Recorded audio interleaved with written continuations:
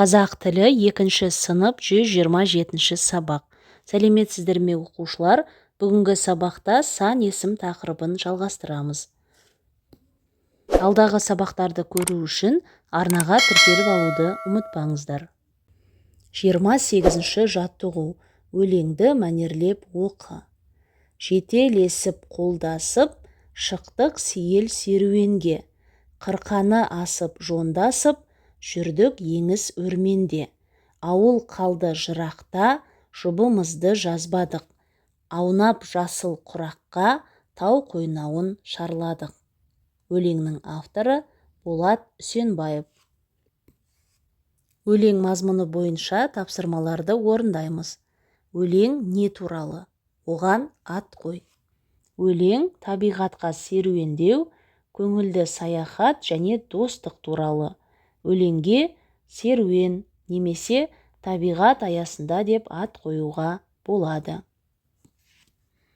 Бұл сипаттау мәтіні ме, әлде әңгімелеу мәтіні ме?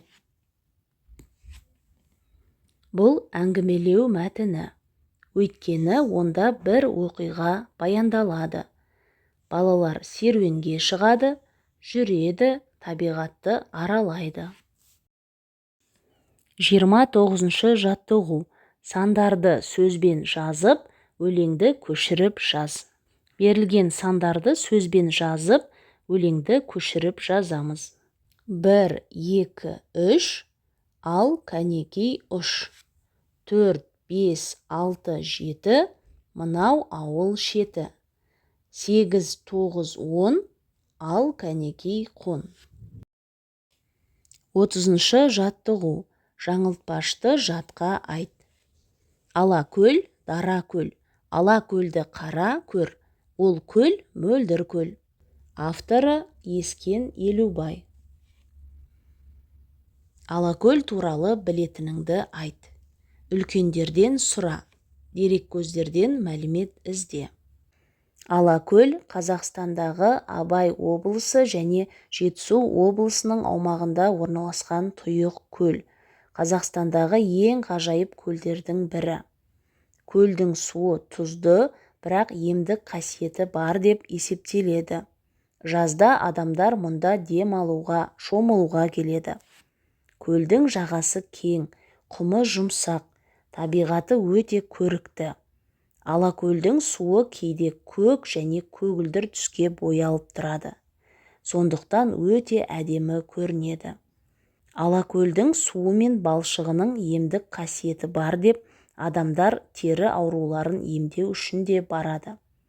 Қысқаша айтқанда, Алакөл дем алуға өте қолайлы, табиғаты сұлу көл. 31 жаттығу. Көп нүктенің орнына тиісті сан есімдерді қойып жаз. Жандос 7 жаста. Атасы 67 жаста. Жандос 2 сыныпта оқиды. Ол атасымен жайлауға барғанды ұнатады. Сан есімдердің қай сөзбен байланысып тұрғанын айт. 7 сан есімі жаста сөзімен байланысып тұр. 67 сан есімі жаста сөзімен байланысып тұр. Ал екінші сөзі сыныпта сөзімен байланысып тұр. Балалар, осымен бүгінгі сабақ аяқталды.